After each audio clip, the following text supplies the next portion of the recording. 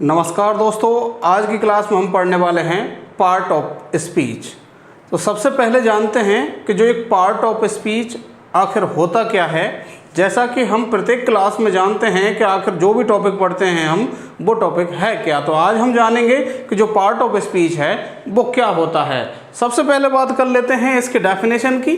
तो डेफिनेशन में आप देखेंगे यहाँ, words are divided into different kinds, यानी कि जो शब्द होते हैं वो भिन्न भिन्न प्रकारों में बटे हुए होते हैं और क्लासेज या भिन्न भिन्न वर्गों में वो बटे हुए होते हैं according to the work they do in a sentence. किसके आधार पर वो बटे हुए होते हैं? तो अकॉर्डिंग टू द वर्क, यानी उस काम के अनुसार दे डू इन ए सेंटेंस, जो काम वो एक सेंटेंस में करते हैं। यानी आप देखते होंगे कोई सेंटेंस होता है, उसमें एक या एक से ज़्यादा शब्द होते हैं। कई बार तो जो सेंटेंस है बहुत लंबा होता है और उसमें बहुत सारे वर्ड्स होते हैं। तो क्या वो सभी वर्ड्स एक ही होते हैं? क्या उनका कोई अलग से क्या उनकी कोई अपनी पहचान नहीं होती? तो वो जो काम करते हैं उस सेंटेंस में, अपना जो रोल निभाते हैं, जो फंक्शन वो अपना दिखाते हैं उस सेंटेंस में, उस फंक्शन के आधार पर, या हम यूँ कहें कि उस काम के आधार पर उन शब्दों की जो पहचान होती है, वही कॉल्ड पार्ट्स ऑफ स्पीच। वही क्या कहलाता है? आपका पार्ट ऑफ स्पीच कहलाता है। इसको अगर हम हिंदी में समराइज करने का प्रयास करें तो एक सेंटेंस होता है, उसमें अलग अलग शब्द होते हैं, भिन्न भिन्न शब्द होते हैं और उन भिन्न भिन्न शब्दों के द्वारा भिन्न भिन्न या अलग अलग ही काम किए जाते हैं। तो उस काम के आधार पर जो उनकी पहचान बनती है या उनका जो वर्गीकरण होता है, उसे ही हम क्या कहते हैं? पार्ट्स ऑफ स्पीच कहते हैं। अब साथियों, हम सेंटेंस की बात क्यों कर रहे हैं? क्योंकि स्पीच का मतलब वैसे आप कह सकते हैं भाषण होता है। भाषण को आप साधारण शब्दों में कथन, और कथन क्या? कोई कही हुई बात। अब कही हुई बात या लिखी हुई बात एक ही बात है। तो उसके अंदर जो उसके पार्ट्स हैं, जो भाग हैं, हम उनकी चर्चा करते हैं किसमें? पार्ट्स ऑफ स्पीच में। या फिर आप इसको थोड़ा सा एक उदाहरण के माध्यम से समझाने का प्रयास करता हूं। जैसे आप किसी शादी में जाते हैं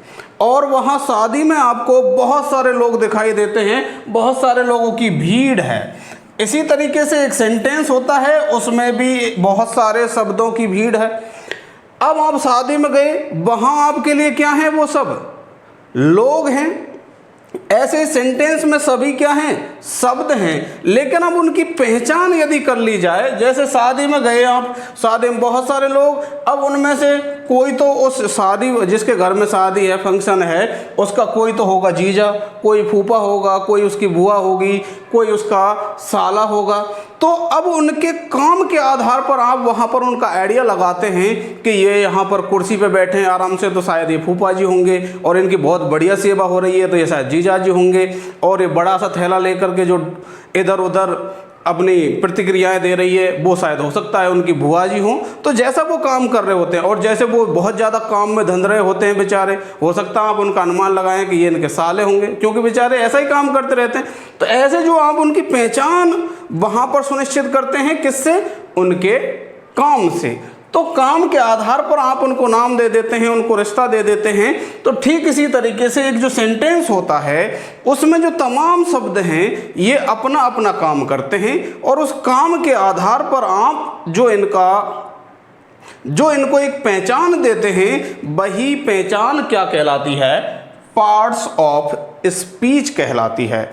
अब आशा करता हूं साथियों, ये जो पार्ट ऑफ स्पीच की जो बेसिक जानकारी है वो तो आपको समझ में आई होगी। अब थोड़ा आगे बढ़ते हैं और आगे देखते हैं कि आखिर ये जो पार्ट ऑफ स्पीच हैं वो है कितने। तो इनकी अगर हम टोटल संख्या की बात करें तो वो है 8। आजकल मॉडर्न इंग्लिश में साथियों एक 9वां पार्ट ऑफ स्पीच का भी चलन आ गया है। यानी आजकल कुछ लोग 9 भी मानते हैं, और उस 9 में आपका जो 9वां कौन सा मानते हैं? वो आर्टिकल को भी पार्ट ऑफ स्पीच के अंदर मान लिया जाता है, जबकि वो इन्हीं पार्ट ऑफ स्पीच में से एक है, लेकिन आजकल इसको आर्टिकल को अलग से पार्ट ऑफ स्पीच लोग मानने लगे हैं। तो इन 8 जो पार्ट ऑफ स्पीच हैं वो है कौन कौन से? सबसे पहला है आपका नाउन, उसके बाद आप देखेंगे प्रोनाउन, उसके बाद आपका एडजेक्टिव या एडजेक्टिव भी बोलते हैं इसको, यहाँ पर जो डी है वो साइलेंट रहता है। ऐसे अगला है आपका वर्ब, यानी कि जिसको आप वर्ब बोलते हैं, और अगला है एडवर्ब, और उसके बाद में है आपका प्रेपोजिशन, और उसके बाद है आपका कंजंक्शन, और आपका जो लास्ट वन है वो क्या है? इंटरजेक्शन। अब साथियों इनकी पर्टिकुलर वीडियोस तो हम आगे बनाएंगे ही, प्रत्येक को एक एक को हम डिटेल में डिस्कस करेंगे। अब यहाँ पर हम इनको शॉर्ट में जान लेते हैं थोड़ा। तो पहली बात करें हम नाउन की, तो ये नाउन होता क्या है? तो आपने साथियों हिंदी में भी पढ़ा होगा, किसी व्यक्ति, वस्तु, स्थान आदि के नाम को संज्ञा, यानी कि नाउन का मतलब क्या होता है? संज्ञा। तो संज्ञा कहते हैं। तो आप इंग्लिश में भी जस्ट वही है कि क्या होता है? All that you can see, feel, think, यानी वो सारी चीज़ें जिनको आप देख सकते हैं, आप जिनके बारे में सोच सकते हैं, जिनको आप महसूस कर सकते हैं, वो सारी चीज़ें आपकी क्या होती हैं? नाउन। या फिर आप इसको बहुत ही छोटे शब्दों में अगर आप देखना चाहें तो नाउन के लिए आप 2 शब्द लिख दें बस। नाउन के लिए आप कौन से 2 शब्द लिखेंगे? नेमिंग वर्ड, यानी नेमिंग वर्ड का मतलब है नाम बताने वाले शब्द। इस दुनिया में जो जितनी भी चीज़ें आपको दिखाई देती हैं, जो चीज़ें जिनका नाम है, इस दुनिया में कोई भी चीज़ जिसका नाम है, वो सारी चीज़ें आपकी क्या हैं? नाउन हैं, यानी कि संज्ञा हैं। डिटेल में चर्चा अलग से वीडियो में करेंगे। अभी बात करें फिर हम, अगला क्या है आपका? प्रोनाउन। अब प्रोनाउन क्या होता है? प्रोनाउन वो शब्द होते हैं जो किसी नाउन के स्थान पर काम में लिए जाते हैं। किसी नाउन के रिपीटिशन को बचाने के लिए जो शब्द काम में लिए जाते हैं वो आपके प्रोनाउन होते हैं। जैसे अगर हम बात करें, राम की बात कर रहे हैं, और राम हमने एक बार एक सेंटेंस में लिख दिया और फिर अगले सेंटेंस में हम उसी राम की बात कर रहे हैं, तो बार बार अगर हम राम लिखेंगे तो जो सेंटेंस है वो थोड़ा बेकार लगेगा। इसलिए हम राम की जगह अगले सेंटेंसेज में हम किसका उपयोग कर लेंगे? ही का उपयोग कर लेंगे। आप जानते होंगे ही, she, it, they, I, we, you, ये सारे क्या हैं? आपके प्रोनाउन हैं। अब बात करें हम एडजेक्टिव की, तो एडजेक्टिव क्या होता है साथियों? जो किसी नाउन या प्रोनाउन, ध्यान रखिएगा साथी, नाउन और प्रोनाउन इन दोनों के ही अर्थ को या मीनिंग को मॉडिफाई करता है, या उसके अर्थ में वृद्धि करता है, या उसकी अतिरिक्त जानकारी देता है। वो जो शब्द होता है वो आपका क्या कहलाता है? एडजेक्टिव कहलाता है। अब बात करें वर्ब की, तो वर्ब वो शब्द होता है जो किसी एक्शन या किसी स्टेट को दर्शाता है। एक्शन का मतलब यहाँ पर किसी क्रिया को यानी कि काम को, और स्टेट मतलब किसी अवस्था को या स्थिति को जो शब्द दर्शाता है वह शब्द आपका क्या कहलाता है? वर्ब कहलाता है। जैसे अगर मैं उदाहरण से आपको यहाँ पर बताऊँ, आई टीच इंग्लिश, मैं इंग्लिश पढ़ाता हूँ। अब मेरे द्वारा एक्शन किया जाता है कि क्या करता हूँ मैं? इंग्लिश पढ़ाने का काम। या फिर जैसे मैं कहूँ आई एम ए टीचर, तो यहाँ पर मेरी अवस्था बताई जा रही है कि मैं कौन हूँ? टीचर हूँ। अब बात करें हम एडवर्ब की, कि जो एडवर्ब है वो क्या होता है? तो एडवर्ब साथियों वो शब्द होता है जो किसी वर्ब, ध्यान रखना साथियों, जो किसी वर्ब, इसके साथ साथ एडजेक्टिव या किसी अन्य एडवर्ब के अर्थ में वृद्धि करता है, वो शब्द आपका क्या कहलाता है? एडवर्ब कहलाता है। जो किसी वर्ब या एडजेक्टिव या किसी अन्य एडवर्ब के अर्थ में जो वृद्धि करता है वो शब्द आपका क्या कहलाता है? एडवर्ब कहलाता है। अब बात करें हम प्रीपोजिशन की, कि प्रीपोजिशन क्या होता है? तो प्रीपोजिशन वो शब्द होते हैं जो दो नाउन्स के बीच में आपसी संबंध को बताने का काम करते हैं। जैसे अगर मैं यहाँ पर लिख दूँ the book is on the table, the book is on the table. अब यहाँ पर दो नाउन है, एक तो है बुक और एक है टेबल। अब इन दोनों नाउन्स के बीच में क्या संबंध है कि जो बुक है वह टेबल के ऊपर है, या फिर आप कह सकते हैं कि जो टेबल है वह बुक के नीचे है। तो ये ऊपर नीचे का जो संबंध है इसको बताने का काम यहाँ पर ये ऑन नामक जो प्रीपोजिशन है वो कर रहा है। तो प्रीपोजिशन क्या होता है, वो शब्द जो दो नाउन्स के बीच में संबंध, दो नाउन या दो प्रोनाउंस के बीच में संबंध बताने का काम करते हैं। अब बात करें अपना सेकंड लास्ट कौन सा है, कंजंक्शन। अब साथियों कंजंक्शन जैसा कि इसका अर्थ है जोड़ने वाला, जोड़ने वाला। तो किस चीज़ को जोड़ेगा, ये दो या दो से अधिक शब्दों को जोड़ेगा, दो या दो से अधिक फ्रेजेज को जोड़ेगा, दो या दो से अधिक क्लॉजेज को जोड़ेगा और दो या दो से अधिक सेंटेंसेज को जोड़ने का जो काम करेगा वो आपका क्या कहलाएगा, कंजंक्शन कहलाएगा। अब अपना लास्ट रह गया कौन सा, इंटरजेक्शन। इंटरजेक्शन का मतलब साथियों, इंटरजेक्शन में वो शब्द आते हैं जो हमारी सडन फीलिंग्स या हम कहें स्ट्रांग फीलिंग्स को जो एक्सप्रेस करते हैं वो शब्द क्या कहलाते हैं, आपके इंटरजेक्शन कहलाते हैं। जैसे कई बार क्या होता है, आपने देखा होगा कोई लड़की है वो जा रही है, अचानक उसको रास्ते में क्या देखा, सांप देखा, तो उसके मुंह से अचानक निकल जाता ना अरे मैया। तो अचानक जो शब्द निकलते हैं अपने मुंह से, जो अचानक हमारी जो फीलिंग्स आती हैं उनको एक्सप्रेस करने वाले जो शब्द हैं वो आपके क्या कहलाते हैं, इंटरजेक्शन कहलाते हैं। या फिर आप कह सकते हैं जैसे मान लीजिए किसी की डेथ हो गई, उसका हमने समाचार सुना तो अचानक हमारे मुंह से इंग्लिश में जो शब्द निकलता है वो क्या है, अलास। तो ये जो शब्द हैं आपके क्या कहलाते हैं, इंटरजेक्शन कहलाते हैं, जो हमारी सडन फीलिंग्स या हमारे जो स्ट्रांग फीलिंग्स होती हैं उनको प्रकट करते हैं। अब यहाँ पर इन सभी को हम एक सेंटेंस मैंने लिखा है उसके माध्यम से समझने का प्रयास करते हैं। देखिए वो सेंटेंस क्या है आपका, Ram came home and he saw that his naughty children were running carelessly in the garden. एक सेंटेंस है, बड़ा लंबा सेंटेंस है और इस एक सेंटेंस में ही आपके जो पूरे 8 पार्ट ऑफ स्पीच हैं उन सबको मैंने यहाँ पर समाहित करने का प्रयास किया है। अब देखते हैं सबसे पहला जो शब्द है राम। अब यहाँ पर ये सब्जेक्ट बनने का काम कर रहा है, किसी व्यक्ति का नाम है इसलिए ये यहाँ पर क्या है, नाउन है, जो कि आपके पार्ट ऑफ स्पीच का पहला जो एलिमेंट है नाउन, ये हो गया अपना नाउन। उसके बाद हम आगे बढ़े केम। अब यहाँ पर एक्शन दिखाया जा रहा है कि राम ने क्या किया, आने का काम किया, इसलिए यहाँ पर ये जो केम है वो क्या हो गया, वर्ब हो गया। उसके बाद आप देखेंगे शब्द है आपका होम, होम यानी घर। अब कुछ लोग अगर आप कुछ लोगों से अगर इसको पूछा जाए कि होम क्या है तो वो अनायास ही मुंह से निकाल देंगे कि क्या है, नाउन है साहब। क्यों नाउन है, और वो अपना तर्क भी देंगे कि साहब ये किसी वस्तु का नाम है, यानी कि घर को क्या बोलते हैं, होम। लेकिन हम बात कर रहे थे कि पार्ट ऑफ स्पीच में उसके फंक्शन को देखा जाता है, उसके कार्य को देखा जाता है।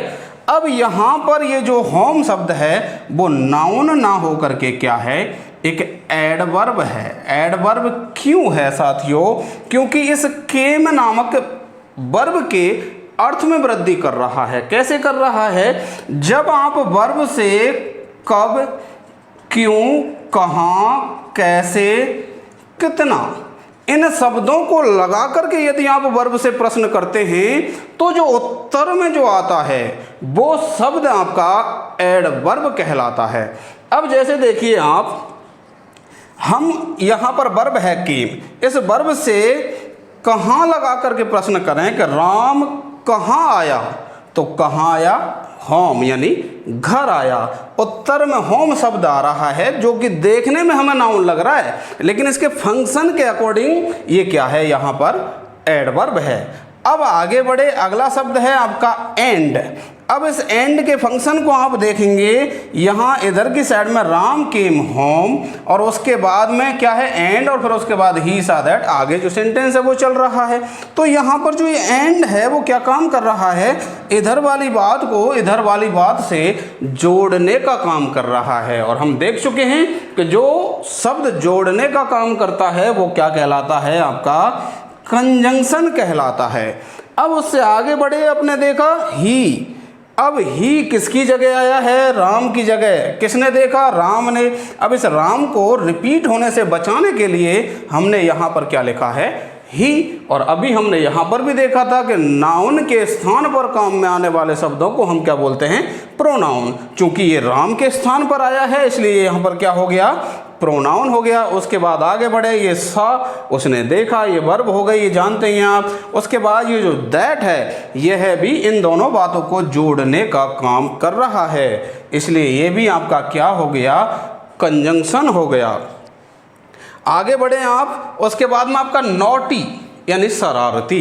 शरारती कौन? बच्चे। बच्चे कैसे थे? शरारती थे। तो इस बच्चा जो शब्द है, जो चिल्ड्रन शब्द है, इसके अर्थ को मॉडिफाई कौन सा शब्द कर रहा है कि बच्चे कैसे? नॉटी, शरारती। तो ये जो नॉटी शब्द है वो आपका क्या हो गया? एडजेक्टिव हो गया। आगे बढ़े आप। ये वर रनिंग, ये आपकी वर्ब हो गई। और उसके बाद केयरलेसली, ये भी क्या है? एक एडवर्ब है। क्यों एडवर्ब है? ये जो रनिंग, दौड़ रहे थे, कैसे दौड़ रहे थे? लापरवाही से दौड़ रहे थे। तो इसलिए यहाँ उत्तर में ये आया, तो ये क्या हो गया? आपका एडवर्ब हो गया। उसके बाद आप आगे बढ़े। इन शब्द आया, जो कि क्या है? एक प्रीपोजिशन है। अब प्रीपोजिशन है, प्रीपोजिशन क्या करता है? दो नाउन्स के बीच में संबंध बताने का काम करता है। जैसे यहाँ पर एक नाउन है गार्डन और एक नाउन है बच्चे यानी चिल्ड्रन। इन दोनों के बीच में संबंध क्या है कि जो बच्चे थे वो गार्डन में थे। इन जो है वो क्या बता रहा है? यहाँ पर प्रीपोजिशन बता रहा है। उसके बाद आप बढ़े, फिर वही शब्द आ गया, क्या आ गया? गार्डन। देखने में वही नाउन जैसा लग रहा है, लेकिन ये क्या है? एडवर्ब है। एडवर्ब क्यों है? कि जो बच्चे थे दौड़ रहे थे, कहाँ दौड़ रहे थे? बगीचे में दौड़ रहे थे। उत्तर में आया गार्डन, तो इसलिए ये क्या है? एडवर्ब है। ये साथियों जो आपको देखने में यहाँ ये जो शब्द था होम और ये जो गार्डन, ये नाउन जैसे लग रहे थे। ठीक ये उसी तरीके की बात है, थोड़ा मजाकिया जरूर है, लेकिन ठीक उसी तरीके की बात है जैसे आप किसी रामलाल नाम के व्यक्ति को जानते हैं, वो आप उसको जानते हैं और आप अपने दोस्त के घर जाते हैं और वहाँ जाकर के देखते हैं कि वही रामलाल वहाँ जाकर के बैठा हुआ है। आप वहाँ जाकर के कहते हैं कि ये तो रामलाल है, लेकिन आपका दोस्त कहता है ये रामलाल नहीं, ये तो जीजा जी हैं। तो उस दोस्त की वजह से अब वहाँ पर उसका फंक्शन क्या हो गया? वो वहाँ जीजा बन के बैठा है, तो आपको वहाँ पर उसको क्या मानना पड़ेगा? जीजा ही मानना पड़ेगा। तो ठीक इसी तरीके से यहाँ पर भी आपको शब्द के रूप को नहीं देखना, उसके फंक्शन को देखना है। क्या देखना है? फंक्शन को देखना है। और इसी वजह से यहाँ पर ये जो गार्डन शब्द है वो क्या हो जाएगा? आपका एडवर्ब हो जाएगा। पार्ट ऑफ स्पीच के जो 8 भाग हैं, इसके लिए हम प्रत्येक के लिए अलग से डिटेल्ड वीडियो बनाएंगे। इस वीडियो में केवल इतना ही। आशा करता हूँ कि जो पार्ट ऑफ स्पीच का जो बेसिक नॉलेज है वो आपको अच्छे से समझ में आया होगा, और यदि ऐसा है तो आप इस वीडियो को लाइक करके अपने अन्य साथियों तक शेयर कीजिए ताकि वो भी इसका लाभ ले सकें। और यदि आप चैनल पर नए हैं तो चैनल को सब्सक्राइब करके बेल आइकन प्रेस कर लीजिए ताकि हमारी वीडियोज़ के नोटिफिकेशन आपको समय पर मिल सकें। मिलते हैं अगली वीडियो में, तब तक के लिए धन्यवाद।